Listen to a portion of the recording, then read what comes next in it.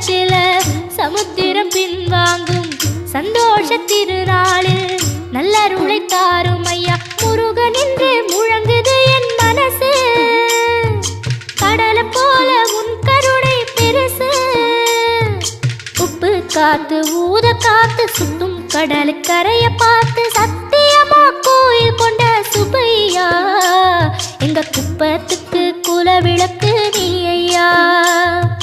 திருச்செந்தூர் ஆண்டவனே வேல் முருகா தினம் உனக்கு நன்றி சொல்வோம் மால் மருகா.